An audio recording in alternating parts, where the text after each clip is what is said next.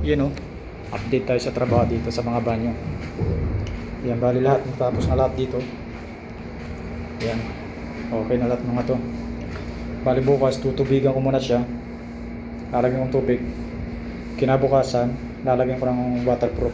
Yung po waterproof na i-deliver na.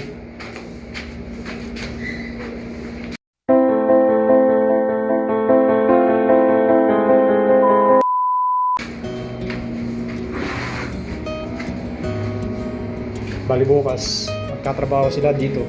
Ipipinis nila dito yung pintuan na to.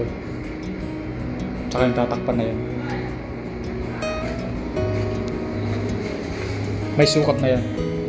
Lahat ng mga pinto may sukat na. Pero itong tatlong ito, sa dalawa, tatlo, wala akong ano rito, existing na pintuan dito. Basta ipinis lang dito to. Pagkatapos ipasusukat ko sa mga nagpipintuan. Yan lang. Tapos pakontrata ko lang itong pintuan na to.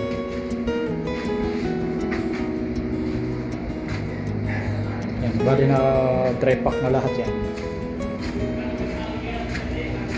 Ano siya, tumaas siya, nasa 40 plus 42 cm or 43 cm yung taas niya mula doon sa flooring. Dahil yung naging problema kasi hinabol ko to slip nito, itong slope na to, kaya medyo tumaas siya dito.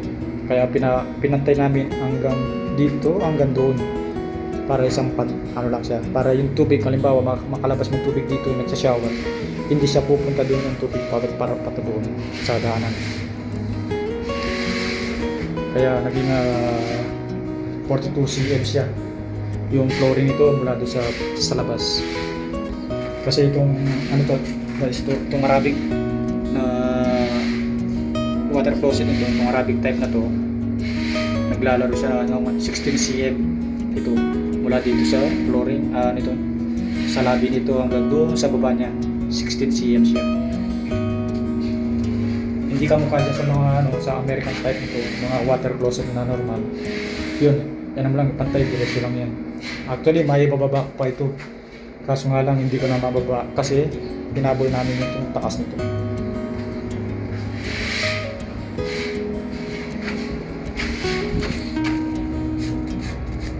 Ito okay pa to eh.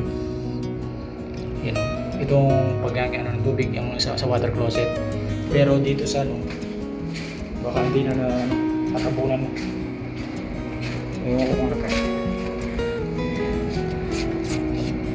Wala na siya oh. Natabunan na, mababa, wala sa sukat, hindi ko na makita. Kaya tendency nito, kukuha na ako ng linya rito ang tubig dito sa water closet nito, kasi hindi na masyadong ginagamit yung lavatory dito.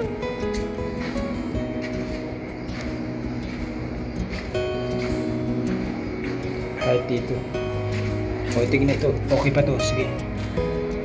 Ayan, ito sakto pa to, okay pa to. Bali dalawa lang, ay tatlo pala, sa dalawa tsaka tatlo. Ito sakto siya oh. Hindi na siya maano, kaya yung tiles dito na siya.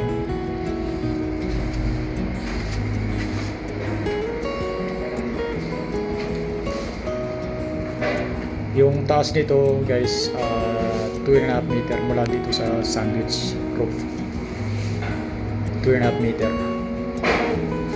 Dati actually ito siya, nasa almost 3 meter, 295 yung taas niya. Kaso nga lang tinaas ko yung flooring nito, dala ng Arabic type nito ng toilet. Ito may slope din yan, slope dito papunta siya doon, yung tubig lahat yan, tubig lahat dito yan. Ito naman yung slope nito papunta doon.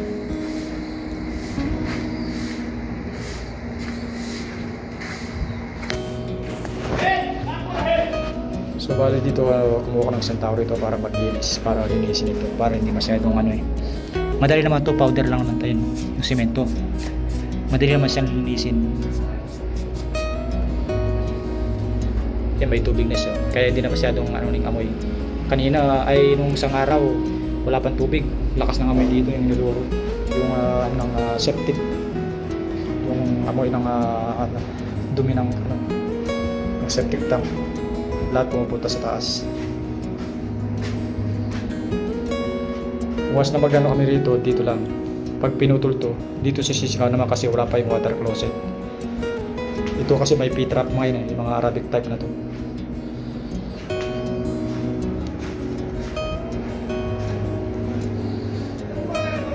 Bali system na to, i-waterproof namin to yung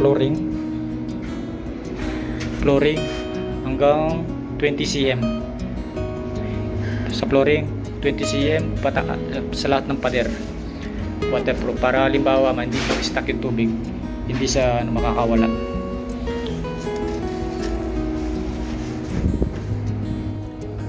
Una, i-waterproof muna naman namin mo ito, tapos mag-i-start sila sa sidings sa wall ng flooring.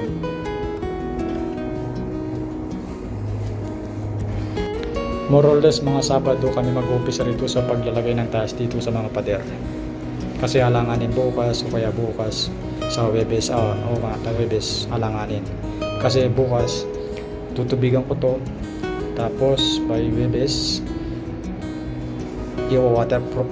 waterproofing lahat ito. 3 pasada,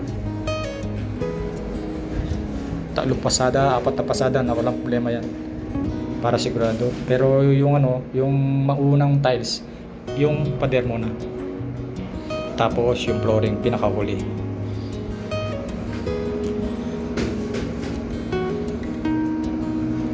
Sabado Linggo makakapag-start na sila mag-tiles dito sa pader. Linggo, Lunes may kakabit ko ng mga pintuan. Once lang may kabit ng mga tiles nito, pag tumigas na to, isasabay ko ng mga pintuan para nababawas yung trabaho natin. Yan, dito nakapag-layout din sila ng mga mga channel dito para sa kuryente, sa mga ilaw. Yan, dalawang banyo, isang fluorescent na LED ilaw. Share sila sa bawat bali dito siya rito 1, 2, 3 1, 2, 3 anim siya, 3 rito para hindi siya maliwanag na may mga LED, kaya share sila.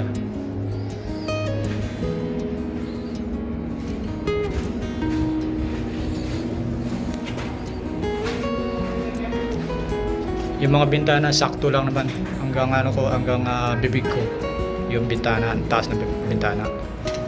Wala nang problema kasi malayo naman wala nang silang makikita rito.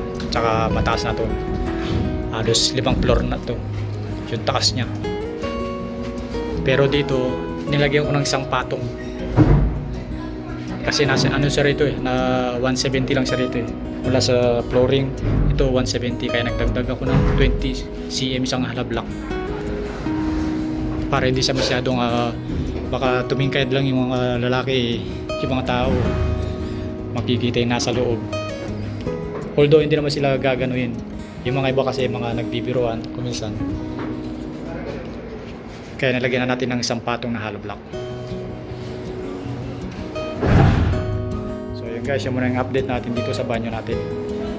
Paalam muna tayo.